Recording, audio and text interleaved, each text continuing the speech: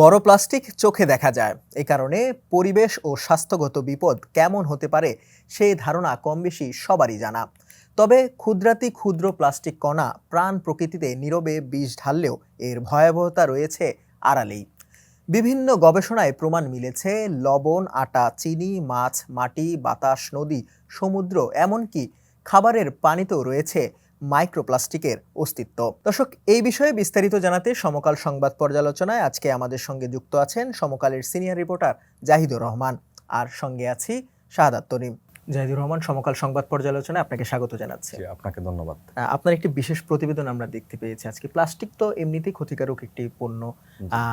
সেগুলো বড় হলে আমরা দেখতে পাই, কিন্তু ছোট ছোট যেগুলো আমাদের শরীরে ঢুকছে, এই বিষয় নিয়ে একটি বিস্তারিত বিশেষ প্রতিবেদন আপনার ছাপা হয়েছে। বিস্তারিত একটু জানতে চাই আপনার কাছ থেকে। জি, আপনি ঠিকই বলেছেন। এমনিতে সচরাচর যে প্লাস্টিক সেটা আমাদের চোখে দেখা যায়, আমরা দৃশ্যমান। কিন্তু মাইক্রোপ্লাস্টিক যেটা নিয়ে আমরা একটা লিখেছি, এটা কিন্তু মূলত আপনার নীরব একটা ঘাতক আমাদের জন্য। খুবই অতি ক্ষুদ্র কণা, যেটা সাদা চোখে দেখা যায় না। হ্যাঁ, তো এই যে এই মাইক্রোপ্লাস্টিক নিয়ে আমরা আজকে প্রতিবেদন করেছি। নীরবে নিভৃতে মাইক্রোপ্লাস্টিক পুরো সারা বাংলাদেশের আপনার নদী, সাগর, জলাশয়, এমনকি বিভিন্ন মাছ সহ শুরু করে খাদ্য চক্রের সঙ্গে যে মানুষের পেটেও চলে যাচ্ছে, সেই বিষয়টি কিভাবে উঠে আসছে, আমরা মূলত এই বিভিন্ন গবেষণা প্রতিবেদনের বরাত দিয়ে আজকে প্রতিবেদনটা করেছি। মাইক্রোপ্লাস্টিক যে আমাদের জন্য একটা ভয়াবহ বিপদের কারণ, যেটা আমরা সচরাচর দেখি না, সেটা কিভাবে নীরবে মানুষের খাদ্যচক্রের মাধ্যমে, পানি কিংবা মাছ কিংবা অন্যান্য খাদ্যের মাধ্যমে যে মানুষের পেটে যাচ্ছে, সেটা একটু দর্শকদের উদ্দেশ্যে একটু জানান যে কিভাবে আসলে এগুলো আমাদের শরীরের ভেতরে ঢুকছে। যে আপনি যেমন দেখবেন ছোট জিনিস, এখানে যেটা মাইক্রোপ্লাস্টিকটা আসলে ছোট হলেও এটার ভয়াবহতা অনেক বেশি। যেমন আমাদের দেশে 2002 সালে কিন্তু পলিথিন নিষিদ্ধ করা হয়েছে, কিন্তু নিষিদ্ধ করা হলেও 2-3 বছর সেটা খুব কড়াকড়ি করা হয়েছে, কিন্তু ধীরে ধীরে বিভিন্ন সরকারের আমলে এটা এটা মাথাছাড়া দিয়ে উঠেছে। এখন দেখবেন যে আপনার বিভিন্ন জায়গায় পলিথিনের আগ্রাসন আছে। এর বাইরে আমাদের দেশে প্রচুর প্লাস্টিক ইউজ হয়। এই প্লাস্টিক এবং পলিথিন যখন আপনার নদীতে যায়, সেটা ক্ষয় হতে হতে সেটা ছোট হয়ে যায়, তখন সেটা মাইক্রোপ্লাস্টিকের রূপ নেয়। এটা হচ্ছে আমাদের দেশের প্লাস্টিক দূষণ থেকে, মূলত বড় প্লাস্টিক থেকে ছোট প্লাস্টিকের রূপ নেয়। আরেকটা হচ্ছে, আপনি দেখবেন দেশের বাইরে থেকেও, অন্যান্য দেশ থেকে, যেমন ইন্ডিয়া, পাকিস্তান বা আমাদের পার্শ্ববর্তী দেশ সহ কিন্তু প্লাস্টিক দূষণ আছে। সেই সব দেশের নদী, সাগর হয়েও কিন্তু আমাদের দেশে মাইক্রোপ্লাস্টিক চলে আসে। আপনি আমাদের এখানে এই মাইক্রোপ্লাস্টিকের প্রক্রিয়াটা আমি বললাম, এর বাইরে মাইক্রোপ্লাস্টিকটা কোথায় নেই, আমরা গবেষণা প্রতিবেদনে যেটা আমরা মূলত গত 5 বছরে প্রায় 16টা গবেষণা প্রতিবেদনের বরাত আমাদের রিপোর্টে আজকে আমরা দিয়েছি। সেখানে দেখা গেছে যে ব্রহ্মপুত্র নদীর প্রতি বর্গ কিলোমিটারে প্রায় কয়েক লাখ মাইক্রোপ্লাস্টিকের কণা আছে। আপনার বঙ্গোপসাগরে মাইক্রোপ্লাস্টিকের কণা পাওয়া গেছে। মাছের উপর বেশ কিছু, আপনার ঢাকার 15 প্রজাতির মাছের উপর গবেষণা চালিয়ে প্রায় 73% মাছের মধ্যে মাইক্রোপ্লাস্টিক পাওয়া গেছে। আটাতে মাইক্রোপ্লাস্টিক পাওয়া গেছে, যেটা খাদ্যদ্রব্য, মানুষের নিয়মিত খাবার, আটাতে মাইক্রোপ্লাস্টিক এবং মাত্রাতিরিক্ত পাওয়া গেছে।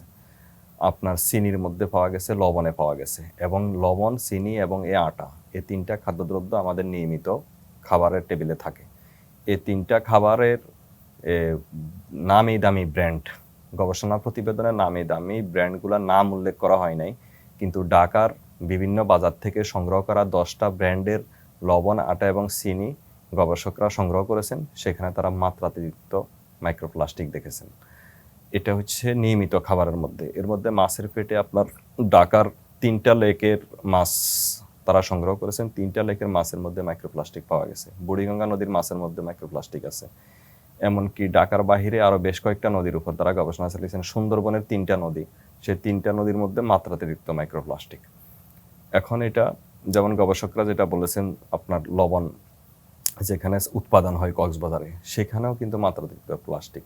এর মধ্যে আটা যে প্যাকেটজাত হয়, সেই প্যাকেটজাতের সময় কিন্তু মাইক্রোপ্লাস্টিক ঢুকে যাচ্ছে। এমনকি ঢাকার 15টা এলাকার উপর গবেষকরা গবেষণা চালিয়েছেন। 15টা এলাকায় বাতাসের মধ্যে মাইক্রোপ্লাস্টিক পাওয়া গেছে, বাতাসেও মাইক্রোপ্লাস্টিক উঠছে, যেটা আমরা খালি চোখে সাধারণত দেখি না। সেই মাইক্রোপ্লাস্টিক আমাদের নিঃশ্বাসের সঙ্গে আমরা নিয়ে নিচ্ছি। তো এটার ভয়াবহতাটা মূলত গবেষণা, যে আমরা যে 15টা গবেষণা প্রতিবেদন পেয়েছি, প্রত্যেকটা গবেষণার মধ্যেই আমরা দেখেছি যে মাইক্রোপ্লাস্টিকের যে বাংলাদেশে যে নীরব একটা আগ্রাসন সেটা উঠে এসেছে, সেই গবেষণার তথ্যটাই আমরা তুলে ধরেছি। এই ধরনের মাইক্রোপ্লাস্টিক শরীরে প্রবেশ করার কারণে কি ধরনের রোগবালাই মানুষজন আক্রান্ত হচ্ছেন, কতটা ভয়াবহ? হ্যাঁ, বাংলাদেশে আসলে মাইক্রোপ্লাস্টিকের ভয়াবহতা নিয়ে এখন পর্যন্ত জনসচেতনতা নেই বললেই চলে। গবেষণা হয়েছে, হয়তো গবেষণাগুলা মাঝে মধ্যে হয়তো সংবাদ মাধ্যমে উঠে আসে, কিন্তু মাইক্রোপ্লাস্টিক নিয়ে আসলে বড় পরিসরে পলিথিন এমনি বড় প্লাস্টিক নিয়ে আমরা যতটা প্রচারণা চলছে, কিন্তু মাইক্রোপ্লাস্টিক নিয়ে জনগণের মধ্যে সেরকম কোনো ধারণা নেই যে এটা ভয়াবহতাটা কতটুকু, স্বাস্থ্য ঝুঁকি কতটা। আমরা বেশ কয়েকজন গবেষকের সঙ্গে কথা বলেছি, তারা বলছে যে এই মাইক্রোপ্লাস্টিক গ্রহণের ফলে এই যেমন বাতাস থেকে মাইক্রোপ্লাস্টিক আমাদের শরীরে ঢুকছে, মাছ থেকে ঢুকতেছে, খাদ্য চক্রের সঙ্গে আমরা নিয়মিত মাইক্রোপ্লাস্টিক গ্রহণ করছি। তো গবেষকরা যেটা বলেছেন, কিংবা চিকিৎসক কয়েকজনের সঙ্গে আমি কথা বলেছি, তারা যেটা বলছেন যে এটা ভয়াবহ মরণ ব্যাধির কারণ হতে পারে, যেমন আপনার ক্যান্সার, বন্ধ্যাত্ব, তারপরে প্রতিবন্ধিতা, তারপরে এর বাহিরে আরও অনেক ধরনের রোগ বাসা বাঁধতে পারে, কিডনি সমস্যা, অনেক ধরনের রোগ বাসা বাঁধতে পারে। কিন্তু আমাদের বাংলাদেশে এই মাইক্রোপ্লাস্টিকের ক্ষতিকর দিক নিয়ে ওইভাবে বড় ধরনের কোনো গবেষণা হয়নি। মাইক্রোপ্লাস্টিকের কারণে সামুদ্রিক যে প্রাণীগুলো রয়েছে সেগুলো কিন্তু মৃত্যুর হার বেড়েছে, আপনার প্রতিবেদনে সেটি উঠে এসেছে। এই বিষয়ে একটু বিস্তারিত জানতে চাই। জি, আপনার যেমন আপনার সমুদ্রে নানা ধরনের প্রাণী আছে, মাছ আছে, অন্যান্য তিমি আছে, এবং আমার গবেষণা প্রতিবেদনগুলো তিমির পেটেও মাইক্রোপ্লাস্টিক পাওয়া গেছে। তো যেমন এর মধ্যে কিছু মাছ আছে যেটা মাইক্রোপ্লাস্টিক মাত্রাতিরিক্ত গ্রহণ করার কারণে প্রতি বছর কিন্তু মারা যাচ্ছে। যেমন আমার প্রতিবেদনে আছে আপনার এক বছরে প্রায় 1.5 লাখ প্রাণীর কিন্তু, সামুদ্রিক প্রাণীর মৃত্যু হচ্ছে মাইক্রোপ্লাস্টিক গ্রহণ করার কারণে। তো আমাদের মানব স্বাস্থ্য তো ঝুঁকির মুখে আছে, প্রাণ প্রকৃতিও মাইক্রোপ্লাস্টিকের কারণে ঝুঁকিতে আছে। যেমন আমাদের যেখানে কৃষি ফসল হয় সেই মাটিতেও কিন্তু মাইক্রোপ্লাস্টিক মিশে আছে। সেই মাটিতে মাইক্রোপ্লাস্টিক থাকার কারণে ফসল ওইভাবে উৎপাদিত হচ্ছে না। একইভাবে সামুদ্রিক এবং নদীতে মাছ কিন্তু ঝুঁকির মুখে আছে, মাছ বা অন্যান্য প্রাণী ঝুঁকির মুখে আছে, যেটা আমরা সাদা চোখে হয়তো দেখছি না। মাছের নিয়মিত মৃত্যু হচ্ছে, প্রাণীর মৃত্যু হচ্ছে, সেটা কিন্তু মাইক্রোপ্লাস্টিকের আগ্রাসনের কারণে। এই সমস্যাগুলো যেহেতু ভয়াবহ রূপ ধারণ না করে, সেই ক্ষেত্রে কি ধরনের পদক্ষেপ নেওয়া উচিত বলে মনে করেন? বিশেষজ্ঞরা কি বলছেন? হ্যাঁ, আপনি দেখেন পৃথিবীর অনেক দেশে কিন্তু এখন পলিথিন মুক্ত, এবং ওয়ান টাইম প্লাস্টিক কিন্তু পৃথিবীর অনেক দেশে এখন ব্যবহার হয় না। একবার ব্যবহার্য প্লাস্টিক থেকে কিন্তু মাইক্রোপ্লাস্টিকটা ছড়ায়, কারণ এটা রিসাইকেল হয় না, এটা সরাসরি নদীতে চলে যায়। আমাদের দেশে গভর্নমেন্ট 2002 সালে পলিথিন নিষিদ্ধ করেছে। এর বাহিরে গত সরকারের আমলে কিন্তু হাইকোর্ট একটা রায় দিয়েছিল উপকূলীয় এলাকাগুলোতে একবার ব্যবহৃত যে প্লাস্টিক সেটা ব্যবহার নিষিদ্ধ করেছে, কিন্তু এটা আসলে শুধু আইনে নিষিদ্ধ আছে, বাস্তবে নেই। তো বর্তমান সরকার ক্ষমতায় আসার পর পরিবেশ উপদেষ্টা সৈয়দা রিজওয়ানা হাসান তিনি উদ্যোগ নিয়েছেন পলিথিন নিষিদ্ধের ব্যাপারে। উনি বেশ কঠোর অবস্থান নিয়েছিলেন।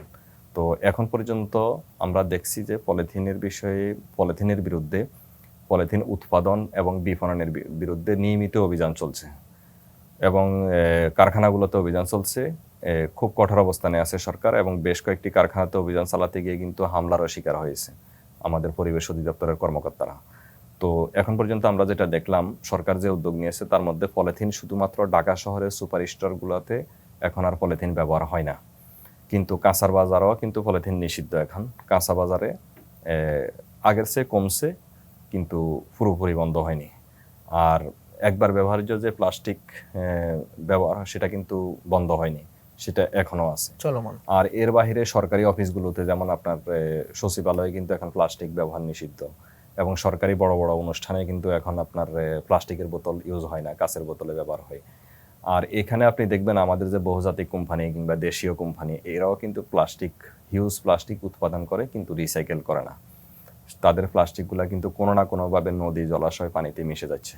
যেমন আমাদের বড় বড় অনেকগুলো কোম্পানি আছে যারা প্লাস্টিক উৎপাদন করলেও সেই প্লাস্টিকের ক্ষতিকর দিক নিয়ে তাদের তেমন খুব একটা প্রচারণাও নেই, এবং তাদের আপনার এই প্লাস্টিকের বিষয়ে তাদের রিসাইকেল করার মতো তাদের কোনো কিছু নেই।